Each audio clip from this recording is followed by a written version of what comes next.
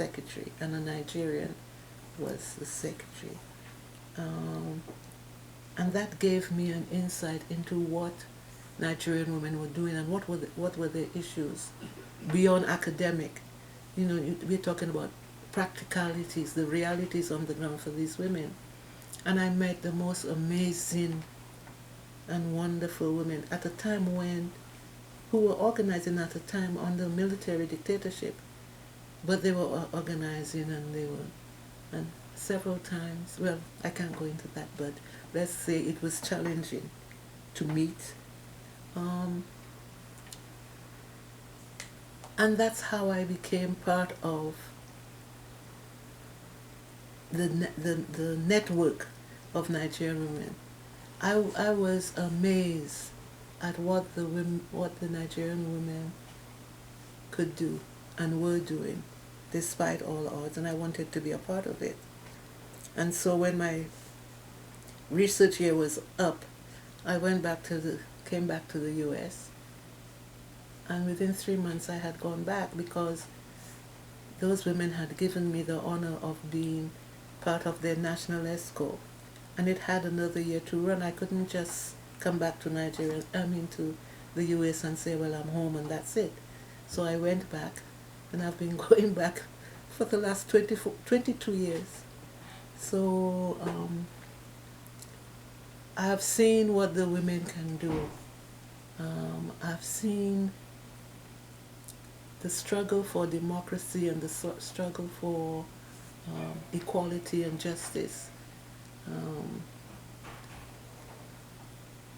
The move for affirmative action and the move to get things like the Beijing Platform for Action actualized in Nigeria. I know when I talk to women, they say that Nigeria signed and ratified CEDAW in 1980, 84 or 88. I'm not quite sure on the dates, but until today, it's not been domesticated. So they have that as an issue. They say that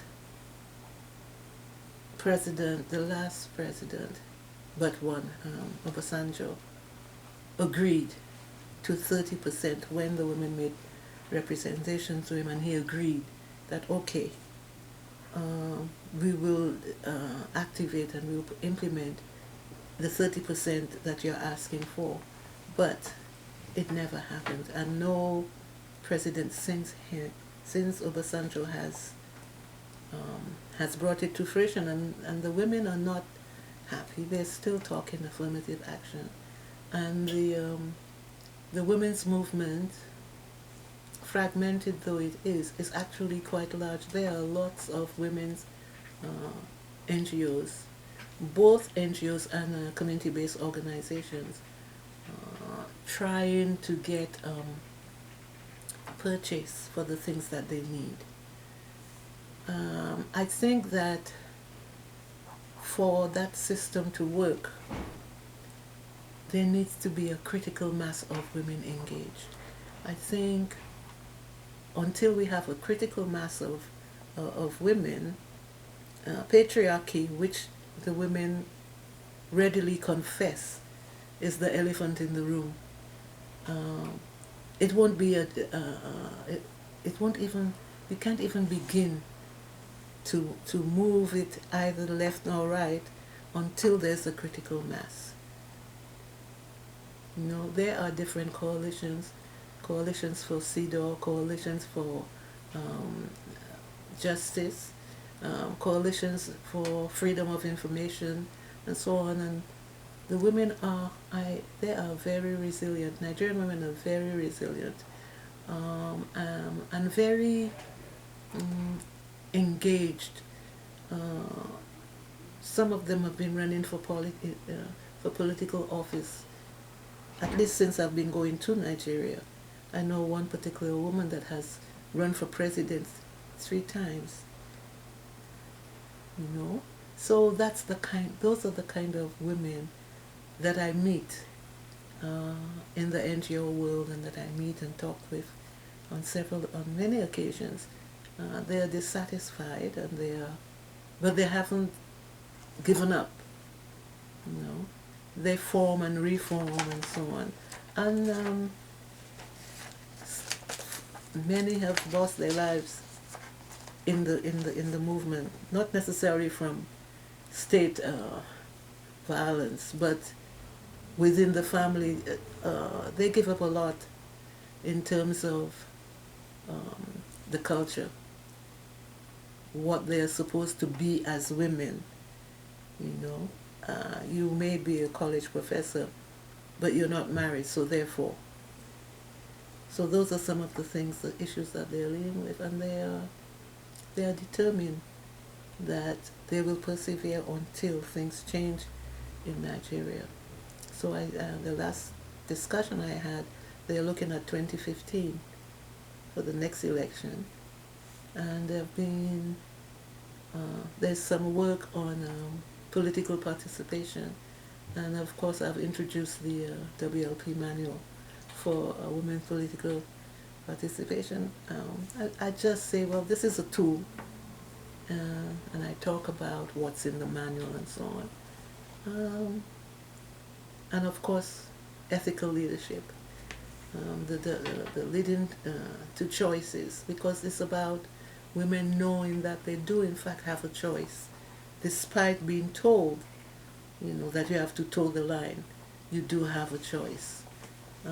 And the diversity that is Nigeria, it's a fertile ground for the work that WLP does.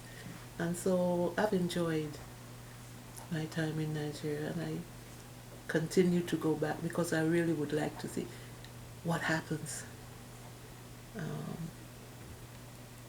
in the final analysis. That sounds heavy, but I may not be there in the final analysis, but still it'll be interesting to see how far things progress, and Thank you so much for sharing that story. You're quite welcome. It's a very interesting story, your journey, and all the amazing things that you've seen. My pleasure. A question just popped into my mind. Tell me what you think about this question. It's very interesting to hear about all the diversity and the mix of different women's organizations and NGOs and community-based organizations that are that have started in Nigeria, that are present, that are active. Is there something, do you think, that the Nigerian government can do, or do you think that there's infrastructure that could help civil society, like the women's movement, to further organize and further influence the agenda to affect the patriarchal culture? I know that when it comes to patriarchal culture and the move to dislodge, if you will, patriarchy, the Nigerian Feminist Forum has taken the lead on that.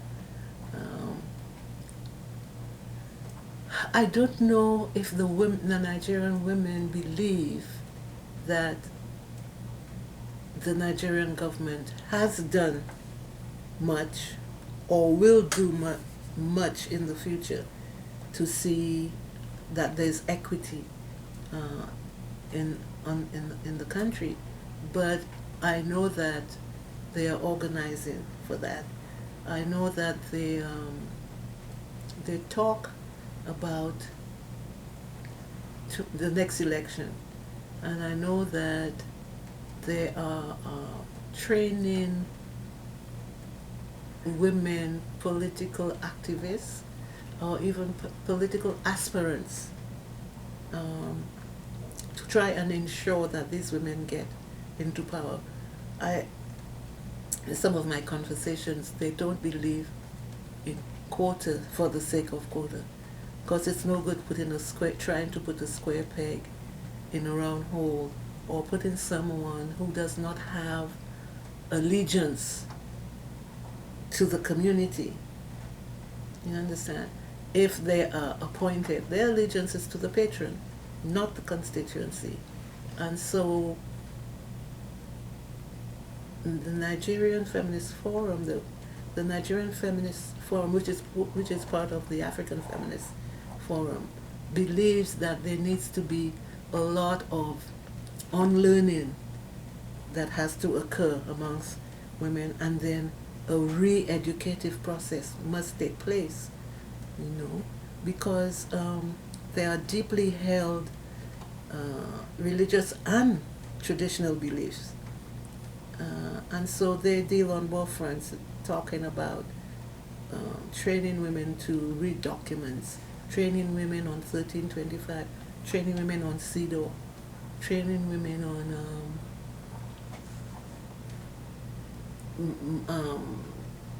I don't know, how to monitor elections. What are the questions that you must ask someone coming into your community to say, well, we want to run for you? And then, some women don't have, or they may have the questions to ask, but they are not accustomed to speaking in front of men or to question men, and so a lot of the things that are of concern to them don't get put on the table because they're not used to talking. And so the women movement and women's groups believe in training women to talk.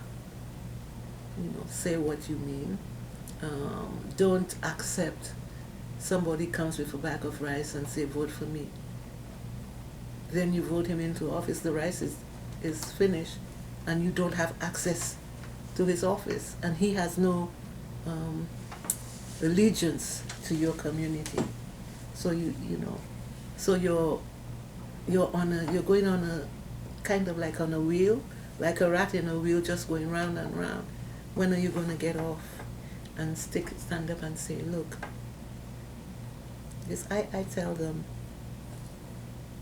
not the women, but I tell my colleagues, we have to learn to speak truth to power. And until we do, we won't have